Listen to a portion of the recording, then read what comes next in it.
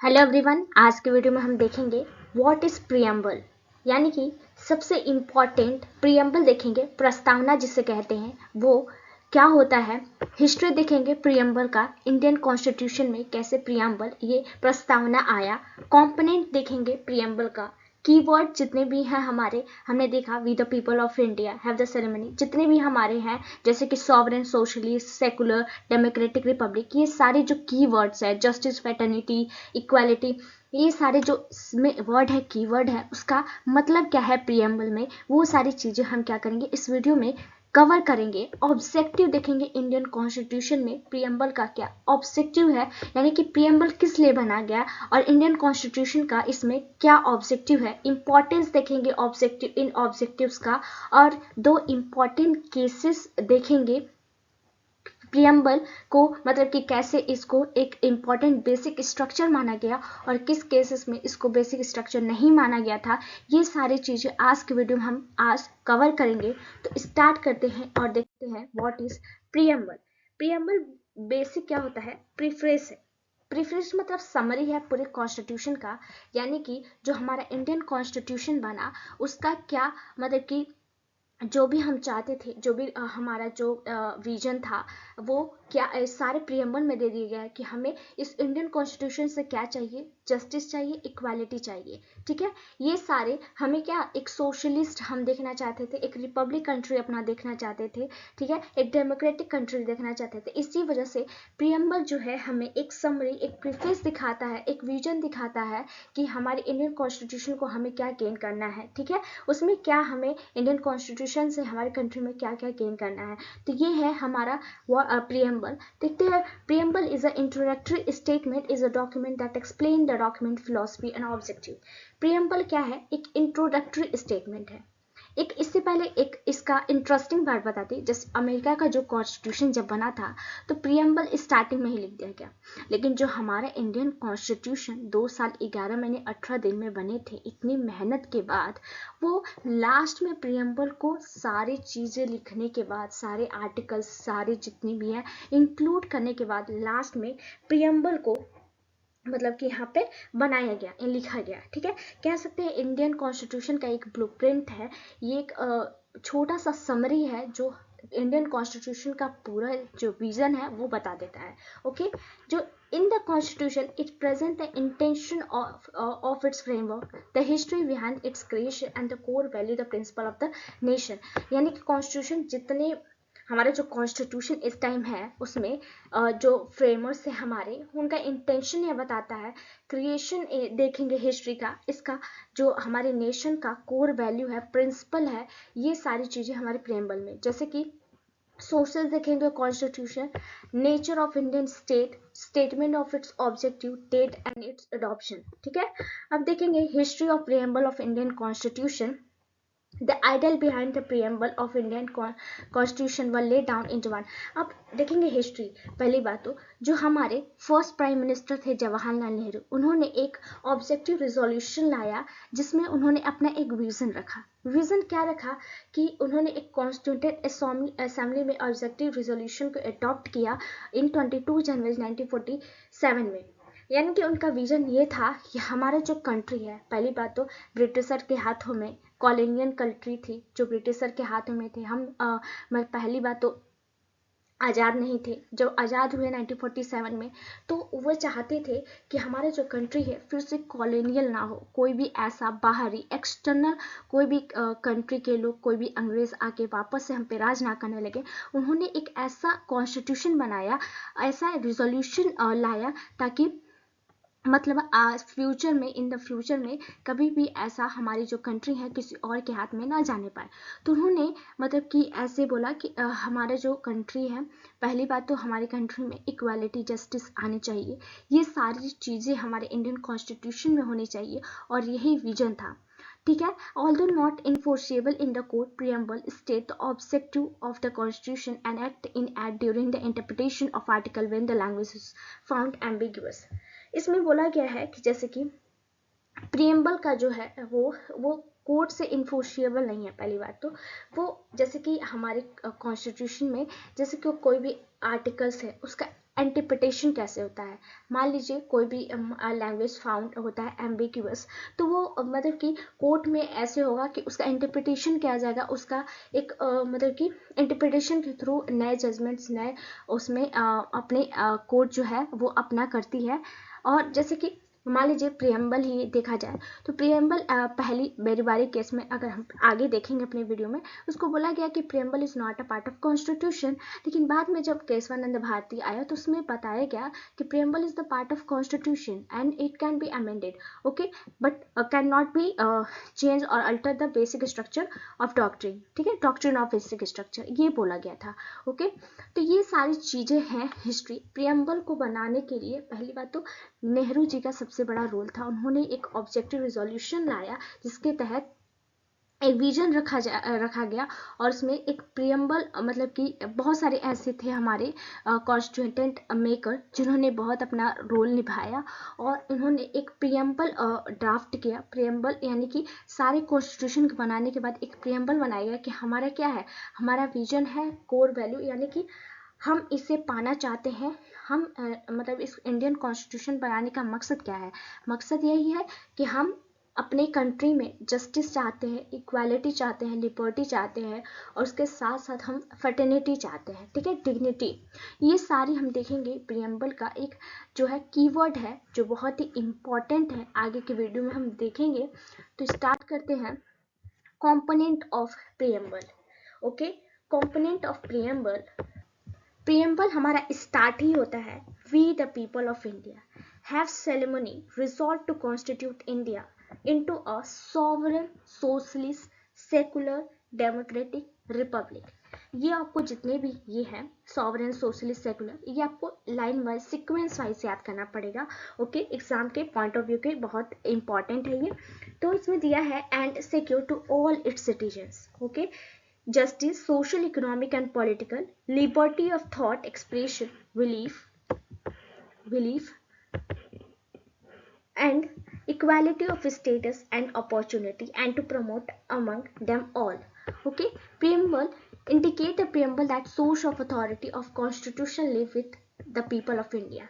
यानी कि अगर देखा जाए कंपोनेंट जो है प्रियम्बल के बेसिकली क्या है, सॉवरेन सोशलिस्ट सेकुलर डेमोक्रेटिक, लेकिन अल्टीमेटली जो सोर्स ऑफ अथॉरिटी है कॉन्स्टिट्यूशन का वो कौन है, we the people of India.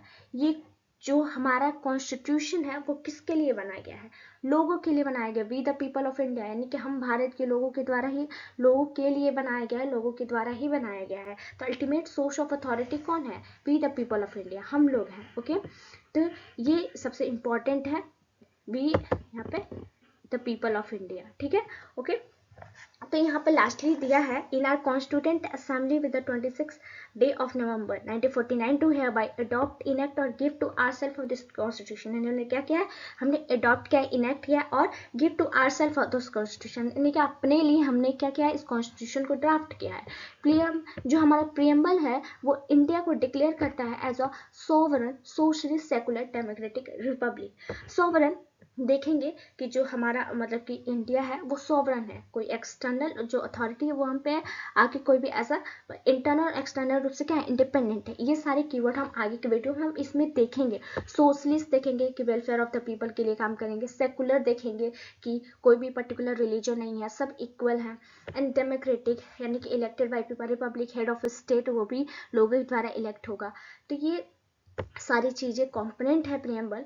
The objective stated by preamble are to secure justice, liberty, equality our citizen and promote fraternity to maintain unity and dignity of the nation. The date is the mention in the preamble when it was adopted, that is 26 November 1949।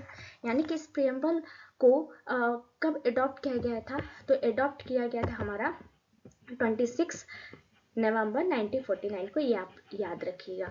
Okay, अब देखते हैं कि keyword in the preamble बहुत important है। ऐसे ये जो भी एग्जाम में कोई भी क्वेश्चन आता है तो वो यहीं से आता है, जो हमारे कीवर्ड है वहां से क्वेश्चन उठाता है, वो डायरेक्ट क्वेश्चन नहीं देता है। तो आप ध्यान रखिएगा, we the people of India, ये सबसे इंपॉर्टेंट है। अगर कोई कॉन्स्टिट्यूशन जो बनाया गया है वो हमारे लिए ही बनाया गया है। इस प्रीएम्बल का मकसद, जो कोर वैल्यू है, जो भी हम विजन देख रहे हैं अपने कंट्री के लिए, वो अल्टीमेट किसके लिए देख रहे हैं? लोगों की भलाई के लिए ही देख रहे हैं ना। तो we the people of India is the main source of this constitution. Okay, it indicate the ultimate sovereignty of the people of India. देखा जाए तो जैसे कि लोग कहते हैं कि अगर सोवरेनिटी किसकी है, तो हर जगह लोग देखेंगे पार्लियामेंट्री सोवरेनिटी है, कॉन्स्टिट्यूशनल सोवरेनिटी, लेकिन यहाँ पे वी द पीपल, यहाँ अल्टीमेट जो सोवरेनिटी है, जो सुप्रीम अथॉरिटी है, वो कौन लोग हैं? तो पीपल ऑफ इंडिया जो है वो सोवरेनिटी है। ठीक है, independent authority of state not being subject to control of any other state और एक्सटर्नल पावर। यहाँ पे कोई भी ऐसा जो स्टेट यानी कि कोई भी ऐसी अथॉरिटी या कोई भी ऐसा मतलब एक्सटर्नल पावर जो है वो कंट्रोल नहीं करेगा यहाँ पे स्टेट को। यहाँ के लोग ही अपना खुद के स्टेट को क्या करेंगे? कंट्रोल करेंगे। ठीक है, अल्टीमेट पावर किसके हाथ में है? तो लोगों के हाथ में पावर है। Okay, sovereign. Sovereign, the term means that India has own independent authority. It is not dominated any other external power in their country. The legislature has the power to make law which are subject to certain limitation. Okay, तो sovereign, अगर हम एक बार ध्यान देते हैं sovereign क्यों रखा गया हमारे इंडियन प्रीएम्बल में, हमारे कॉन्स्टिट्यूशन में क्यों रखा गया? अल्टीमेट क्योंकि हम सोचने की बात है, इंडिया पहली बात गुलाम था अंग्रेजों के हाथों में। ठीक है, वो एक्सटर्नल कोई भी पावर थी जो हमारे ऊपर राज कर रही थी, हम शासन कर रही थी, तो कॉलोनियल कंट्री थी हमारे। ठीक है, तो इसी वजह से सॉवरन होना ही था कि हम चाहते थे कि आगे इन द फ्यूचर हम क्या हो, किसी एक्सटर्नल पावर के हाथों में क्या हो, फिर से बंध ना जाए, फिर गुलाम ना बन जाए। इसी वजह से हमने क्या किया, जो हम इंडिपेंडेंट अथॉरिटी बनना चाहते, तो हम किसी के आगे डोमिनेट मतलब किसी के हाथों क्या इन्फीरियर नहीं होना चाहते थे, और कोई भी ऐसी कंट्री हमें डोमिनेट ना कर सके। इसी वजह से हमने इस सॉवरन वर्ड को इंक्लूड किया। ओके, तो जैसे मान लीजिए कंट्री जो एक्सटर्नल पावर है कंट्री की, अदर कोई एक्सटर्नल पावर है, या मतलब कि कोई और कंट्री है जो हमें जैसे कि हमें फिर से क्या करना चाहती है, गुलाम बनाना चाहती है, या कोई भी ऐसे डोमिनेट करना चाहती है, तो वो ऐसा नहीं कर सकती है। ठीक है, हमारी इंडिपेंडेंट अथॉरिटी, हम लोग अपनी जिस तरह से मर्जी, चाहे इंटरनल हो या एक्सटर्नल, वो उसी तरीके से हम क्या है, इंडिपेंडेंट है। ठीक है, सॉवरन है। Okay, socialist, that are means the achievements of socialist in through democratic means it hold faith in the mixed economy where both the private and public sector coexist side by side. Socialist, मान लीजिए जब USA का देखा जाए तो capitalist है। Okay, USSR का देखा जाए तो कम्युनिस्ट है। हमने सोशलिस्ट वर्ड रखा। ओके, क्योंकि मान लीजिए हमारी कंट्री है डेमोक्रेटिक कंट्री है। ओके, और पार्लियामेंट्री फॉर्म ऑफ गवर्नमेंट है, और इसी नाते हम जब आज़ाद हुए तो हमारी जो कंट्री थी वो बहुत ही ज़्यादा क्या थी, गरीब थी, बहुत ही पुअर थी। तो हमने ना ही अगर देखा जाए तो ना ही हमने यूएसए को फॉलो किया, इंडिया कैपिटलिज्म को नहीं फॉलो किया, और ना ही यूएसएसआर के जो भी आइडियोलॉजी है ना ही उसको फॉलो किया। हमने मिक्स्ड इकोनॉमी को अपनाया, यानी कि जो मिक्स्ड इकोनॉमी अगर देखा जाए तो सबसे बड़ा पंडित जवाहरलाल नेहरू का है। उन्होंने ये अपने मतलब माइंड को लगाया और उन्होंने मिक्स्ड इकोनॉमी को अपनाने को बोला, जो कि हम क्या करेंगे, both private and public sector को क्या करेंगे, अडॉप्ट करेंगे, यानी कि हमारे कंट्री में प्राइवेट सेक्टर भी रहेगा और पब्लिक सेक्टर भी रहेगा। ओके, इसे मिक्स्ड इकोनॉमी बोलते हैं। अब है democratic, it means imply that constitution of India has to establish from the constitution which gets it authority from the will of people express in the election. Democratic मतलब होता है कि हमारे जो कॉन्स्टिट्यूशन है वो इस्टेब्लिश है। जैसे कि मान लीजिए हम विल जो भी हमारे इलेक्शन होगा, ठीक है, वो तो ना ही मोनार्क होगा। ठीक है, यानी कि यहाँ पे कोई भी एरिस्टोक्रेट नहीं बैठेगा, मोनार्क नहीं बैठेगा, किसी किंग का राज नहीं होगा। लोग जिसे चाहेंगे, लोगों के विल पर यहाँ पे क्या होगा, यहाँ पे इलेक्शन होंगे रिप्रेजेंटेटिव, यानी कि लोगों की विल पे ही यहाँ पे रिप्रेजेंटेटिव आएंगे पार्लियामेंट में, यानी कि यहाँ पे इलेक्शन के द्वारा ही लोगों को चुना जाएगा। राजा का बेटा यहाँ पे राजा नहीं होगा, लोग जिसे चाहेंगे वो राजा बनेगा। तो ये है हमारा democratic, by the people, for the people and for them ऐसे कुछ है, ठीक है, आप देख लीजिएगा। तो बहुत इम्पॉर्टेंट है डेमोक्रेटिक एंड सेकुलर। सेकुलर, हमारा जो कंट्री है वो सेकुलर है। सेकुलर यानी कि हमारे पार्लियामेंट में प्रियम्बल में लिखा गया है कि हमारा जो कंट्री है वो सेकुलर। पहली बार सेकुलर इसलिए रखा गया क्योंकि अगर देखा जाए तो the term means that the religion in India get equal respect, protection and support from the state. Okay, तो सेकुलर इसलिए रखा गया। हमारी जो कंट्री है देखा जाए तो बहुत सारे रिलीजन के लोग यहाँ पे रहते हैं, हिंदू, मुस्लिम, क्रिश्चियन, ज्यूज, पारसी, सारे तरह के लोग रहते हैं। तो सेकुलर का मतलब है कि यहाँ पे ऑल रिलीजन को इक्वल रिस्पेक्ट मिलेगा, प्रोटेक्शन मिलेगा, सपोर्ट मिलेगा। स्टेट जो है किसी एक पर्टिकुलर रिलीजन को फोकस नहीं कर सकती है, सब रिलीजन को इक्वल रिस्पेक्ट करेगी, उनको प्रोटेक्ट करेगी, उन्हें सपोर्ट भी करेगी। Republic, the term indicate that the head of state is elected by the people of India is president. India is elected head of the state.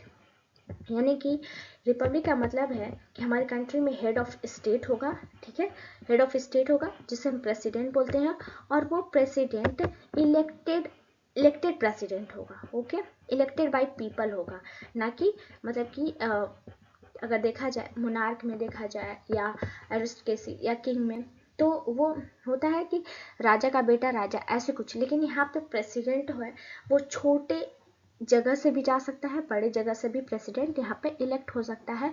और ये इलेक्ट कैसे हुआ, लोगों के विल पर ही इलेक्ट होगा। ओके, ये है हमारा कीवर्ड ऑफ द प्रीएम्बल, बहुत ही इंपॉर्टेंट है, तो आप देख लीजिएगा प्लीज। और देखते हैं कि जो हमारा ये जो सोशलिस्ट एंड सेकुलर वर्ड है और integrity, socialist, secular plus integrity, ठीक है, वो हमारा 42nd अमेंडमेंट एक्ट के थ्रू क्या हुआ था, इसमें ऐड किया गया था इन इमरजेंसी एरा। और जब इंदिरा गांधी का रूल था उन्हीं की मतलब के टाइम पे इसको ऐड किया गया था इन 3 वर्ड्स को। ओके, तो ये बात आप याद रखिएगा। ओके, अब देखते हैं objective of Indian constitution. Okay, बहुत ही इंपॉर्टेंट है ये। ऑब्जेक्टिव है क्या है इंडियन कॉन्स्टिट्यूशन का, the constitution is a supreme law and its helps to maintain integrity in the society and promote unity among the citizen to build a great nation. यानी कि कॉन्स्टिट्यूशन जो हमारा है वो सुप्रीम लॉ है, constitution के beyond जाके कोई भी ऐसा काम नहीं कर सकता है। ये हेल्प करता है to maintain integrity in the society, promote करता है यूनिटी को अमंग द सिटीजन, और ये बिल्ड करता है एक ग्रेट नेशन का। इसका जो मेन ऑब्जेक्टिव है to build a great nation. और देखेंगे the main objective of Indian constitution is promote harmony throughout the nation. Promote करना harmony throughout the nation, यानी पूरे नेशन में क्या प्रमोट करना, हार्मनी को। Okay, the factor which helps to achieving this objective are, पहले देखेंगे justice. It is necessary to maintain order in society, that is promised through various provision of fundamental right and directive principle of state policy provided by the Constitution of India. It comprises 3 elements which social, economic and political. देखेंगे जो पहला हमारा objective है preamble में, देखते हैं कि पहले उसमें क्या है, justice, social, economic and political. Okay, तो ये जो है ये एक क्या है, एक मेन नेसेसरी है, ये मेंटेन करता है ऑर्डर ऑफ सोसाइटी। यानी कि इसका मेन जो प्रॉमिस अगर हम देखेंगे फंडामेंटल राइट और directive principle of state policy, ये क्या कर रहा है, 3 एलिमेंट को इंडियन कॉन्स्टिट्यूशन में मतलब बता रहा है। सोशल हमें कैसे जस्टिस मिले, इकोनॉमिक जस्टिस कैसे मिले, पॉलिटिकल जस्टिस कैसे मिले। ठीक है, अगर मान लीजिए हम कोई भी ऐसा कॉन्स्टिट्यूशन बना दे रहे हैं, ठीक है, लोगों के लिए हम कितना भी कानून लॉ बना दे, अगर उनको जस्टिस नहीं मिलेगा तो वो क्या मतलब कि ये जो हमारा पूरा कॉन्स्टिट्यूशन, पूरा जितना भी प्रियम्बल है वो क्या मतलब कि मतलब पूरा हो पाएगा, जो भी हमने विजन देखा है। Justice is more important. Okay, हमें जस्टिस या तो सोशल, इकोनॉमिक और पॉलिटिकल तीनों तरह से हमें क्या मिलना चाहिए, जस्टिस मिलना ही चाहिए। ठीक है, तो ये बहुत ही इम्पॉर्टेंट है। देखते हैं कि economic justice, social, economic and political justice को क्या होता है। ये जो हमारे जस्टिस में 3 कीवर्ड हैं, social justice, economic justice and political justice. Social justice मतलब होता है कि कॉन्स्टिट्यूशन मतलब कि क्या है कि एक ऐसी सोसाइटी को क्रिएट करना चाहता है जिसमें विदाउट डिस्क्रिमिनेशन हो, any ground like caste, creed, gender, religion, इन सारी चीजें, इन सारे बेस पर क्या हो, डिस्क्रिमिनेशन ना हो, सोशल जस्टिस हो, लोगों को इक्वली ट्रीट किया जाए और लोगों में किसी मतभेद की भावना ना हो। तो ये है हमारा सोशल जस्टिस। इकोनॉमिक जस्टिस का मतलब होता है no discrimination can be cause by people on the basis of their wealth income. लोगों की वेल्थ इनकम, इकोनॉमिक स्टेटस या कितना कमा रहा है, क्या उसकी पोजीशन है, मतलब कि लोगों के पोजीशन और उनके मतलब कि इनकम वेल्थ पर मतलब कि उनके स्टेटस से जाकर उन पे मतलब कि डिस्क्रिमिनेशन ना किया जाए, उन्हें एक अपॉर्चुनिटी दी जाए उन्हें अर्न करने का। मान लीजिए कोई किसी इंसान को रोक रहा है जॉब करने से, किसी इंसान को किसी काम करने से रोक रहा है, तो वो एक तरह से डिस्क्रिमिनेशन हुआ। तो इकोनॉमिक जस्टिस यही बात करता है कि लोगों को अपॉर्चुनिटी मिलनी चाहिए अर्न करने के लिए, मतलब कि पैसा कमाने के लिए, कोई काम करने के लिए किसी को रोका ना जाए, सबको इक्वली ट्रीट किया जाए, अपॉर्चुनिटी देनी चाहिए।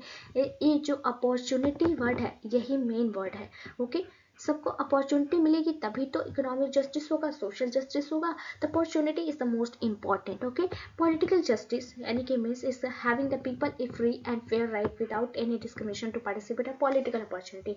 पॉलिटिकल अपॉर्चुनिटी मान लीजिए वोट, मान लीजिए सबका वोट का जो है वैल्यू है, वोट की वैल्यू जो है वो सबका समान रहना चाहिए। ठीक है, मान लीजिए कोई अमीर है, मान लीजिए मुकेश अंबानी का ही ले लेते हैं, उनके एक वोट की वैल्यू एक ही है, उनके वोट की वैल्यू जो है एक ही है, और कोई एक आम इंसान है उसके भी एक जो वोट है एक, उसकी भी वैल्यू एक ही है। तो ये है इक्वल ट्रीटमेंट। ठीक है, ये नहीं कि उनके जो है वोट की वैल्यू ज़्यादा हो, हमारे वोट की वैल्यू कम हो, तो ये नहीं है। पॉलिटिकल जस्टिस मतलब है जो without any discrimination political opportunity में पार्टिसिपेशन का सबका मौका मिले और फ्री एंड फेयर राइट सबके पास होनी चाहिए। ओके, तो ये होता है हमारा जस्टिस, जिसमें हमने 3 जस्टिस की बात की, social justice, economic justice and political justice. अब देखते हैं equality. The term equality means no section of society have any special privileges on and all the people have given equal opportunity for everything without any discrimination. Everyone is equal before the law. Equality मतलब equality मतलब होता है किसी ऐसे, मान लीजिए कोई particular एक सेक्शन का इंसान है उसको अलग तरीके से प्रिविलेज दी जा रही है, कोई दूसरी जो सोसाइटी है उसको मतलब कि कोई प्रिविलेज नहीं दिया जा रहा है। मान लीजिए अमीर को एक स्पेशल प्रिविलेज दी जा रही है, गरीब लोगों को कोई प्रिविलेजेस नहीं दी जा रही है स्पेशल, सबको अनइक्वली ट्रीट किया जा रहा है। ठीक है, तो ये इसका मतलब ये नहीं होता है कि इक्वालिटी मतलब होता है कि मतलब विदाउट एनी, मतलब कि किसी को स्पेशल प्रिविलेज ना दिया जाए, किसी को किसी के मतलब कि एवरीवन विदाउट एनी डिस्क्रिमिनेशन, सबको इक्वल ट्रीट किया जाए। लॉ के सामने सब क्या है, इक्वल है। ठीक है, सब इक्वल है। ओके, तो ये होता है equality. Liberty, the term liberty means freedom of the people to choose their way of life, happy political view and behavior in society. Liberty does not mean that freedom to do anything person can do anything but in the limits set.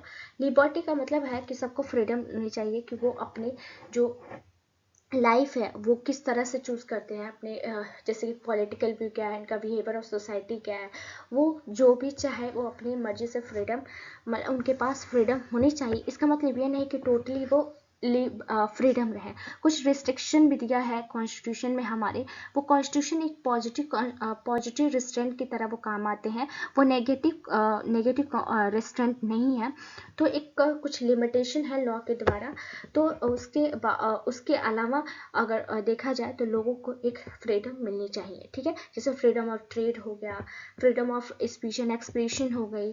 ठीक है, ये सारी चीजें liberty में आती हैं। Fraternity, it means the feeling, मान लीजिए जस्टिस नहीं दिले, लिबर्टी नहीं मिलेगी, इक्वालिटी नहीं मिलेगी, तो फ्रेटर्निटी आएगी कहाँ से? फ्रेटर्निटी, ये सारे तीनों मिल के ही फ्रेटर्निटी है। Fraternity means the feeling of brotherhood.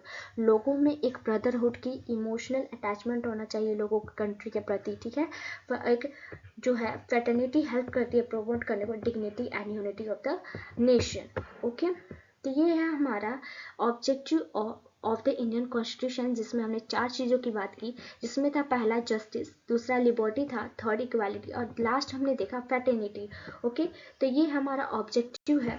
अब आगे देखते हैं Importance of the objective. It provided the way of life. It's include fraternity, liberty and equality as the notion of happy life which cannot be taken from each other. ये importance, इस objective का क्या importance है? मान लीजिए हम किसी को जस्टिस दे दे रहा है, ठीक है, इक्वालिटी नहीं दे रहा है, ठीक है, लिबर्टी दे दे रहा है, जस्टिस नहीं दे रहा है, ये तीनों चीज़ें मिलनी ही मिलनी चाहिए। हम ऐसा नहीं है कि ये किसी एक को टेक अवे कर देते हैं और दो को दे देते हैं, जैसे मान जस्टिस इक्वालिटी दे देते, लिबर्टी देते नहीं है, नहीं ऐसा नहीं है, तीनों देना पड़ेगा। अगर हम तीनों जस्टिस लिबर्टी इक्वालिटी देंगे तभी तो फ्रेटर्निटी आएगी, तभी तो लोगों में ब्रदरहुड की भावना आएगी, लोगों को ऐसा लगेगा नहीं कि हम डिस्क्रिमिनेट हो रहा है या हमारे साथ भेदभाव की भावना रखी जा रही है। तो तीनों मस्ट बी इम्पॉर्टेंट है, तभी हम फ्रेटर्निटी ला सकते हैं। ओके, फ्रेटर्निटी क्या करता है? अश्योर करता है डिग्निटी ऑफ इंडिविजुअल को, जिसमें हम यूनिटी, जिसमें क्या बनती है? यूनिटी एंड इंटीग्रिटी बनती है नेशन की। लोगों में ब्रदरहुड की भावना आती है तो लोग आपस में कनेक्टेड रहते हैं, ठीक है। तो ये होता है इंपॉर्टेंस ऑफ। अब स्टेटस ऑफ द प्रियम्बल देखते हैं। Preamble is a big part of constitution discuss several time in the supreme court on the. अब जो है प्रियम्बल का अगर स्टेटस देखा जाए तो सुप्रीम कोर्ट ने बहुत बार इसको सेवरल मतलब बहुत बार डिस्कशन किया है on the ground of following most important cases देखते हैं। पहला है बेरुपारी केस जो कि बहुत इंपॉर्टेंट है। ये रेफरेंस कहाँ से है? 143 क्रॉस 1 से है, ठीक है। ये पहली बात तो जब इंडो पाकिस्तान एग्रीमेंट हुआ था उसी टाइम पे जब मतलब कि रीयूनियन हुआ था उसके बीच ये केस आया था, जिसमें 8 जज की बेंच यहाँ पे बैठी हुई थी और उन्होंने एक कंसिडरेशन मतलब ये डिसाइड किया था। उन्होंने ये बोला था कि पहली बात तो प्रियम्बल एक ऐसी की है जो मेकर्स के माइंड को ओपन करती है। वो क्या उनका विजन था, कोर वैल्यू क्या था, उनके बारे में बताता है। लेकिन इसमें ये बोला गया था कि कॉन्स्टिट्यूशन जो है वो प्रियम्बल का पार्ट नहीं है, ठीक है। यहाँ पे maker but it is not consider as the part of constitution. Berubari case में बोला गया कि preamble is not part of constitution, okay, therefore it is not enforceable in the court of law. इसी वजह से इसको मतलब कि ये इसमें यही बेसिकली है कि इसको प्रियम्बल को कॉन्स्टिट्यूशन का एज अ पार्ट नहीं बताया गया। फिर उसके बाद से हमारा सेकंड आया हमारा मोस्ट इम्पॉर्टेंट केस हुआ नंद भारती केस, ओके। इसमें थर्ड जज की बेंच बैठी फर्स्ट टाइम और ये सबसे बड़ी बेंच है, ठीक है। इसमें एक रिट पिटिशन यहाँ पे डाला गया था। उसके बाद से इसमें ये बोला गया कि प्रियम्बल जो है, मान लीजिए हम पूरे कॉन्स्टिट्यूशन में कहीं भी अमेंडमेंट ला सकते हैं, ठीक है, कहीं भी पार्लियामेंट अमेंड कर सकती है। अमेंडमेंट हमको पता है, amend to power of parliament को अमेंडमेंट का पावर हमें कौन सा आर्टिकल देता है? 368 देता है। लेकिन बेसिक स्ट्रक्चर को छेड़खानी नहीं कर सकता है। इसमें केशवानंद भारती में ये बताया गया और इसमें ये भी बताया गया कि जो हमारा प्रियम्बल है वो as a now be considered as the part of constitution, and preamble is not a supreme power or the source of any restriction or prohibition, but it can play important role in interpretation of institute and provision of the constitution। इसमें बस यही बताया गया कि जो preamble है, पहले बेरीवारी case में बताया गया कि preamble is not a part of constitution, but इसमें बताया गया कि preamble is a part of constitution. हम बेसिक स्ट्रक्चर को क्या कर सकते हैं?